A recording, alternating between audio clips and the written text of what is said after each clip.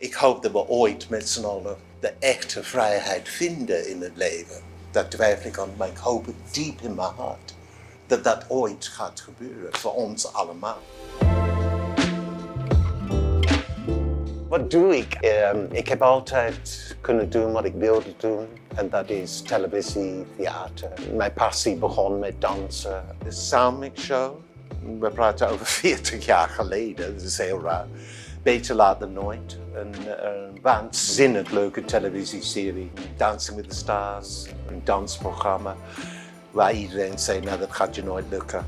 Ik stond toch in de finale. Ja, zuster, nee, zuster. Oh jee, ik kan de hele rits opnoemen. En ja, ik ben er trots op.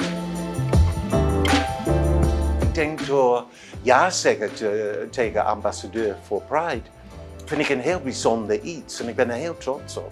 Heel trots. En ik wil de juiste weg vinden om inspiratie te zijn voor mensen. Ik wil zo graag alle taboes weghalen. Ik wil muren naar beneden brengen, niet door demonstratie of zo, maar door gewoon mezelf te zijn. Weer een nieuwe manier om mezelf bloot te geven, door letterlijk na 60 jaar totaal te accepteren dat ik homo ben. Maar het heeft heel lang geduurd om dat te vinden op de juiste manier. Dat lijkt alsof, ja, maar je gaat met een jongen of je gaat met... Ja, zo simpel ligt dat niet. Je komt heel veel emoties tegen. Hoe ga je daarmee om? Je moet je voorstellen, in Engeland in de 60 jaren, eind 50 jaren, homoseksualiteit was strafbaar. En ik meen echt strafbaar. Je werd in de gevangenis gestopt of alles was achter gesloten deuren. Als je durfde om ergens terecht te komen, of een club of een feest, of wat, het was allemaal zo stiekem. Alles was zo geheim. Het had ook een spanning, maar het was heel gevaarlijk, want je werd echt gepakt. Ik had 3 jaar lang een relatie met iemand in de Snip. Toen in die periode had ik Leen Jongewaard ontmoet. Leen was getrouwd met een vrouw. Dat is heel tragisch hoe dat ging. Dat was een buitengewoon verdrietig iets. We hebben 18 jaar een waanzinnige relatie gehad samen. Maar ik weet nog, in het begin, toen wij ja, zuster, nee, zuster deden, heel duurde langs, dat ik zei ook tegen hem, ja, ik wil wel dat iedereen weet dat wij samen zijn. En dat was voor hem heel confrontatie, want het was natuurlijk iemand die heel bekend was. Maar om in het openbaar te brengen dat hij homo was en met een jongen, 16 jaar jonger. Ik had daar ergens een soort van, ja, maar ik wil wel dat het bevestigd wordt. En langzamerhand werd dat ook bekend. I'm an artist. Dat is wat ik in 14 april ga doen in de Theater in Amsterdam. Het gaat eigenlijk over Barrie in zijn jonge jaren die met zijn koffer vertrekt naar Nederland. Hier een waanzinnige ontwikkeling meemaakt.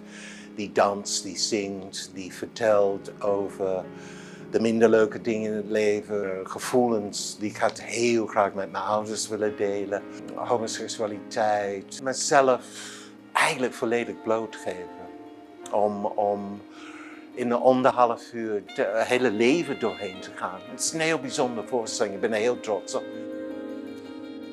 Ik ben voor Pride Amsterdam bezig met het ontwikkelen van een toneelstuk. Dood aan Zee heet dat. Het is geschreven door Gerrit-Jan Reinders. En het gaat over dat ik op 78 jaar leeftijd de as van Leen wil uitstrooien op de zee, op de plek waar hij is overleden. Daar ga ik naartoe en ik logeer in een hotel. En daar ontmoet ik een buitengewoon smakelijke ober die werkt in dat hotel.